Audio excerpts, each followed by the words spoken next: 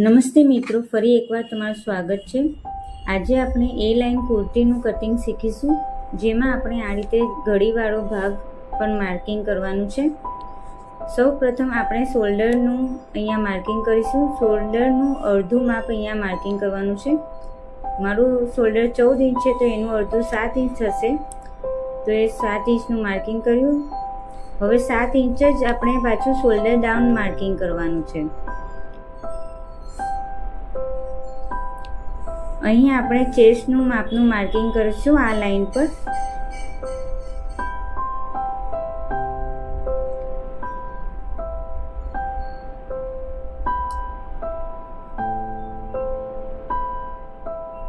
તે પહેલાં આપણે અહીંયા આર્મ હોલ માટેના કર્વની 1 ઇંચ આગળ જઈને માર્કિંગ કરી રાખીશું. હવે શોલ્ડરથી 14.5 ઇંચ નીચે કમર ઊંચાઈનું માર્કિંગ કરીશું. ત્યાં એક લાઈન સીધી ડ્રો કરી લઈએ અને 21 ઇંચ પર સીટનું માર્કિંગ કરીશું. ત્યાં પણ એક લાઈન ડ્રો કરી લઈએ.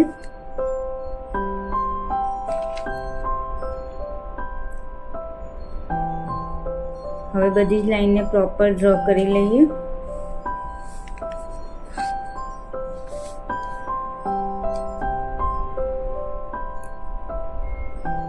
હવે અહીં ચેસ્ટના માપમાં 1 ઉમેરીને પછી ચોથો ભાગ કરીને માપ રાખવાનું છે. તો ચેસ્ટનું માપ 34 છે, તો એમાં 1 ઉમેરીને 35 થશે અને એનો ચોથો ભાગ 9.5 ઇંચે માર્કિંગ કરીશું અને 1.5 ઇંચ દોરા માટે માર્કિંગ કર્યું. હવે કમરના માપમાં પણ એ જ રીતે 1 ઉમેરીને ચોથો ભાગ કરવાનો છે. એટલે 29માં 1 ઉમેરીશું તો 30 અને એનો ચોથો ભાગ 7.5 લીધું છે અને એમાં 1.5 ઇંચના દોરા.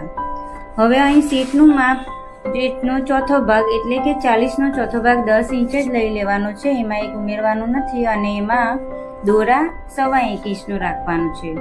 ઓકે, આ રીતે બધી જ લાઈન આપણે ડ્રો કરી લઈએ, જોઈન કરી લઈશું. અહીંયા કમરના માપમાં તમે 1/2 ઇંચ વધારે આગળ મેં રાખ્યું છે, કારણ કે ટક્સ લેવાના છે. તો જો તમે ટક્સ લેવાના હોય તો કમરના ભાગે 1/2 ઇંચ આગળ રાખીને માર્કિંગ કરવાનું છે. હવે આ રીતે બધી જ લાઈન ડ્રો કરી લઈએ.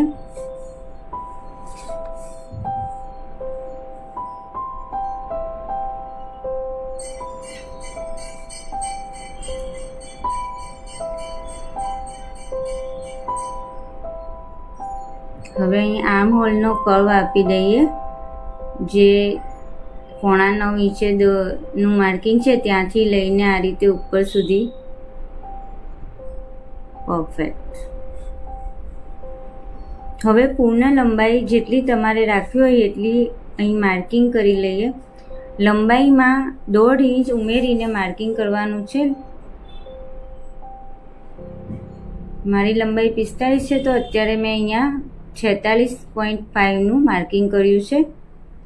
અને એ લાઈન કુર્તી છે, તો એમાં આ રીતે ઘેરમાં સાઈડથી 1 ઇંચ ઉપર જઈને પછી રાઉન્ડ શેપ આપવાનો રહેશે.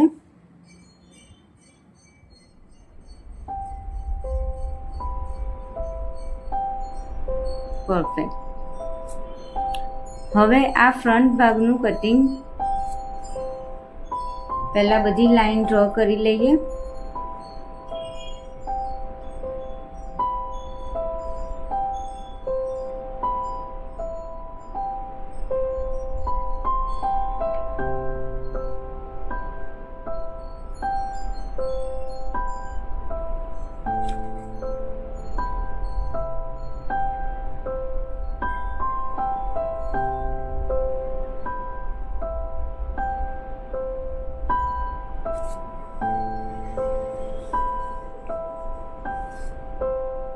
આ ફ્રન્ટ ભાગ રેડી છે. હવે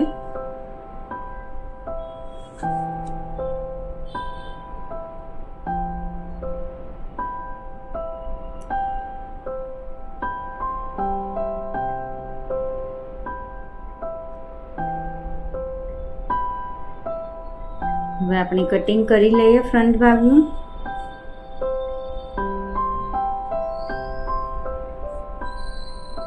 આ રીતે મેં પૂરું કટિંગ કરી લીધું છે ફ્રન્ટ ભાગનું. હવે બેક સાઈડનું કટિંગ કરીએ. એના માટે પણ આ રીતે 4 ઘડીવાળો ભાગ રાખ્યો છે. પણ બેક સાઈડમાં કટિંગ માટે ફ્રન્ટના ભાગને શોલ્ડરથી 1.5 ઇંચ નીચે રાખીને આપણે કટિંગ કરીશું. આ રીતે શોલ્ડરથી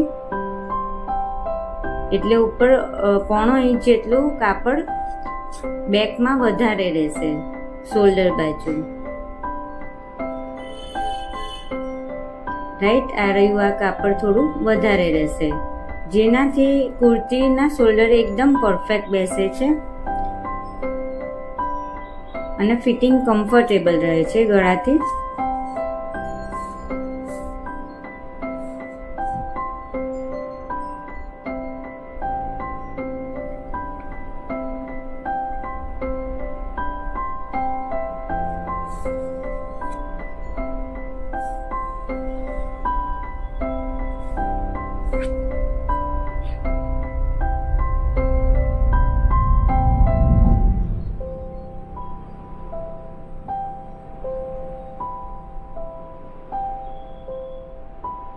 હવે અહીંયા બધી જ ડ્રો કરી લઈએ આગળના ભાગના હિસાબે.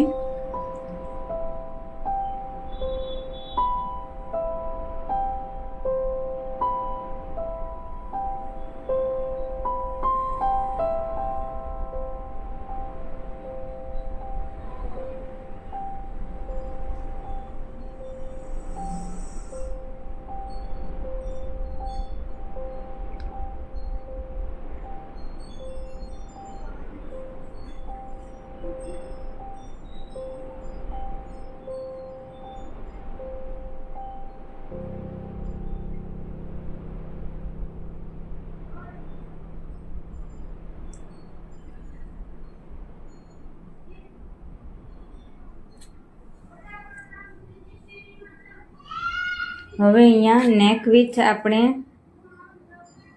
3.5 ઇંચ નેક વિથ રાખવાની છે, ગળાની પહોળાઈ. અને ત્યાં આપણે ગળાનું પછી માર્કિંગ કરીશું, જેટલું ગળું આપણે આગળ પાછળનું જોઈએ એ રીતે. પણ નેક વિથ 3.5 ઇંચ રાખવાની છે. ત્યાંથી તે કટ આપી દઈએ એટલે આપણું પાછળથી સારું રહે. અને આ શોલ્ડરને ક્રોસ કરી લઈએ, 1/2 ઇંચ નીચે ઉતરીને આગળ પાછળ બંનેના શોલ્ડર ક્રોસ કરી લેવાના છે. આ રીતે માર્કિંગ કરી લીધું. હવે આ બેક સાઈડ રેડી છે, આપણે કટિંગ કરી લઈશું.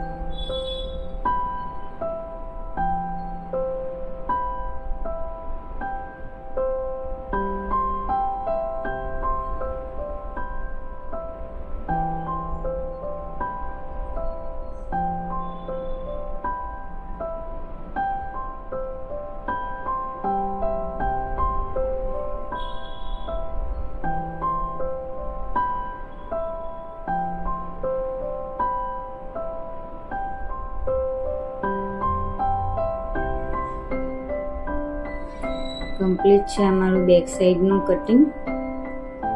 હવે આપણે અહીંયા પાછળના ગળાનું માર્કિંગ કરી લઈએ.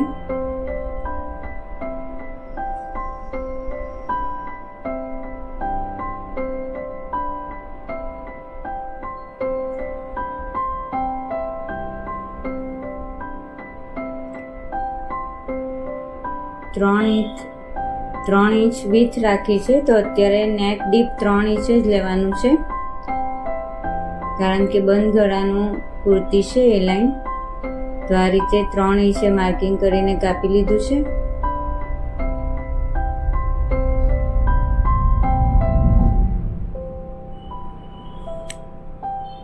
હવે આગળના ગળાનું માર્કિંગ કરીએ. તે પહેલાં આપણે આર્મ હોલનો કર્વ આપી દઈએ આગળના ભાગમાં. આ રીતે 7 ઇંચ શોલ્ડરનું અડધું કરીને ત્યાં 1.5 ઇંચ અંદર જવાનું છે અને આ રીતે કર્વ આપવાનો છે.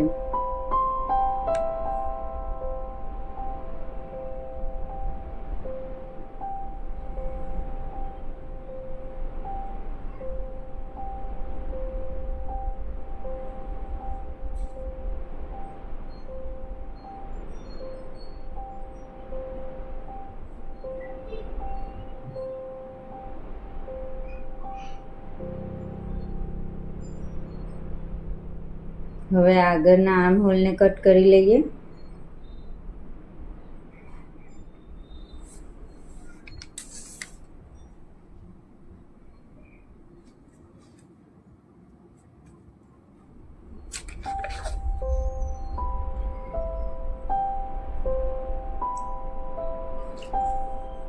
હવે ટક્સના માર્કિંગ માટે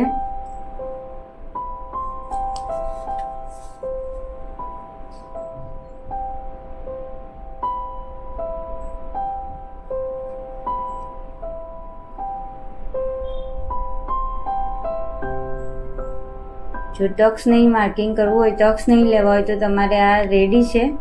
પણ જો ટક્સ લેવા હોય તો તમારે આ રીતે મેં ટક્સ માટેનું માર્કિંગ રાખેલું છે માર્જિન, એટલા માટે હવે ટક્સનું માર્કિંગ કરીશું.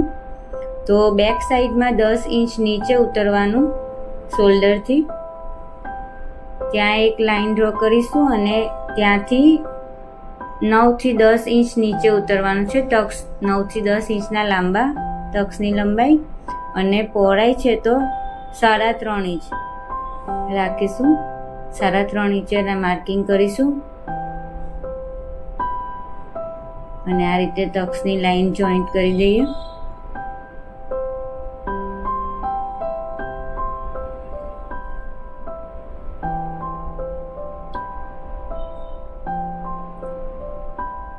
હવે કપડું ખોલીને તમે એને આ રીતે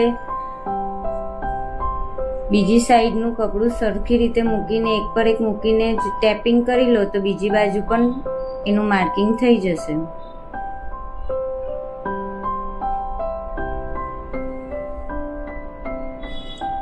આ રીતે સરખું ગોઠવીને તમે ટેપિંગ કરી લઈએ તો પાછું એને ડ્રો નથી કરવું પડતું.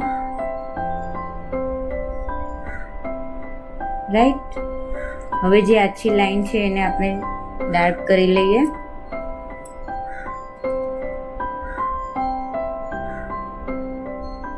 તો આ બેક સાઈડમાં આપણું ટક્સનું માર્કિંગ થઈ ગયું છે. હવે કમ્પ્લીટ છે બેક પાર્ટ.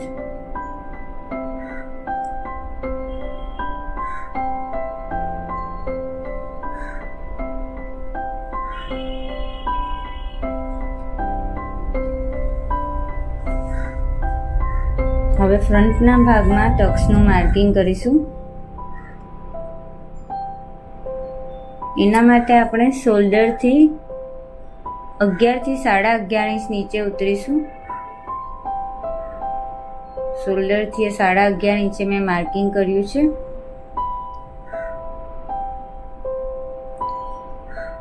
અને એ માર્કિંગથી નીચે 8.5 થી 9 ઇંચ જેટલી ટક્સની લંબાઈ લેવાની છે.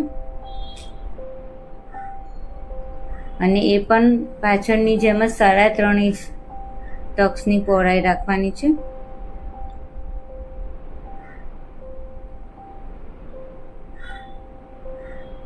હવે આ રીતે લાઈન ડ્રો કરી લઈએ ટક્સની.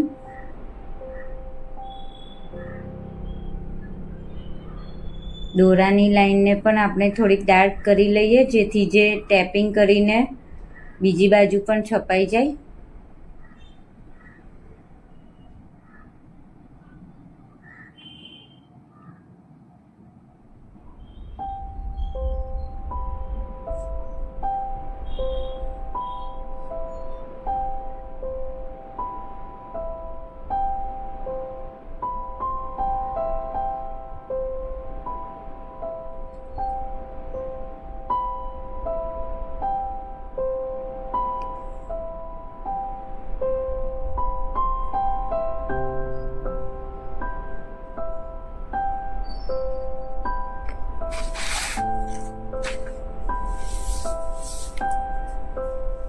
આ રીતે કાપડ ઉલટું કરીને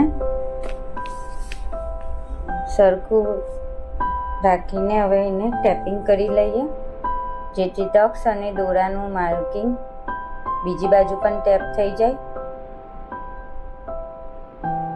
બીજી બાજુ પણ સરખું થઈ જાય.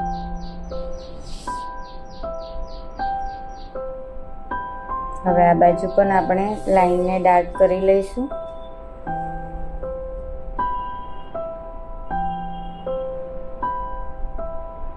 તો આ આપણી એ લાઈન કુર્તીનું કટિંગ કમ્પ્લીટ છે.